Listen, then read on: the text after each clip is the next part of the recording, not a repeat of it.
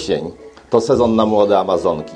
Tylko pod koniec lata i na początku jesieni jest szansa nabycia młodego ptaka, który będzie bardzo dobrym domowym pupilem. To, że właśnie teraz jest tak ogromne bogactwo amazonek, świadczy tutaj towarzystwo, które siedzi przede mną. To przedstawiciele wielu gatunków amazonek. Oprócz może tutaj siedzących jeszcze również na żerdzi dwóch papug Żako, pozostałe pochodzą z Ameryki Południowej. I tutaj właśnie widzimy popularną amazonkę modrobrewą. Tutaj usiłuje złapać mnie za rękaw amazonka żółtoczelna. Obok jedna z najmniejszych amazonek, ale świetny naśladowca mody amazonka białoczelna. No i wreszcie chyba najbardziej rozchwytywana i taki, powiedziałbym, Mercedes wśród amazonek, czyli amazonka oratrix, czyli żółtogardła. Powiedziałbym niejako na zasadzie protekcji rodzinnej do amazonek załapały się również tutaj obecne piony niebieskogłowe, które od kilku, czy nawet już kilkunastu lat, jeśli chodzi o systematykę, nie należą już do amazonek. Kiedyś za takie były uznawane, to jednak ze względu na bardzo bliskie powinowactwo, no, można je zaliczyć do przynajmniej kuzynów naszych obecnych tutaj amazonek. Amazonki to bardzo popularne papugi, świetnie nadające się na zwierzęta do towarzystwa. Pamiętajmy jednak, najlepszym okresem do ich zakupu jest koniec lata, początek jesieni. Dlaczego?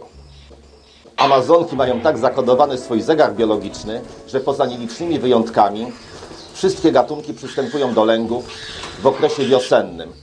A więc gody, wysiadywanie jajek, wykarmianie piskląt i jak patrzeć na kalendarz, to właśnie koniec lata i początek jesieni młode amazonki w wieku między 3 a 4 miesiącem życia pojawią się w sprzedaży.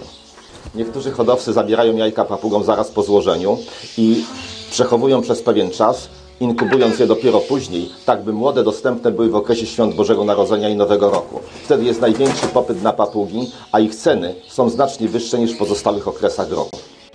Generalnie jednak, jeśli ktoś decyduje się na zakup amazonki, powinien to zrobić pod koniec lata lub właśnie teraz, na początku jesieni.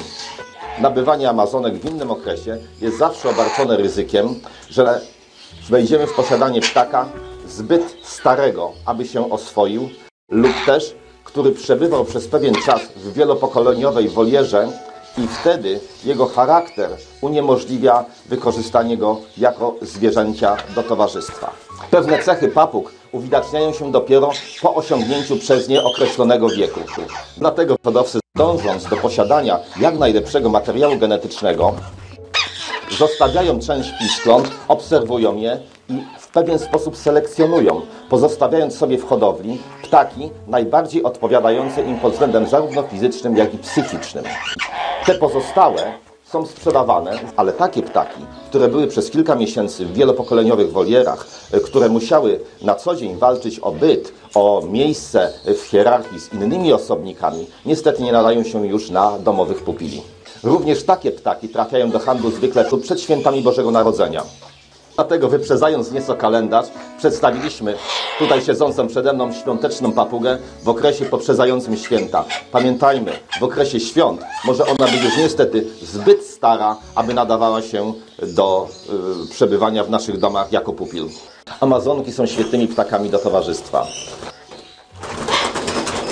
Obecne tutaj koło mnie Żako również do nich należą, ale ze względu na swoją specyfikę, osobowość, są dość kłopotliwe i w związku z tym, jeżeli ktoś nie ma doświadczenia lub też nie może poświęcić ptakowi tak dużej ilości czasu, jaki wymaga na przykład Żako, amazonka wydaje się zdecydowanie lepszym wyborem.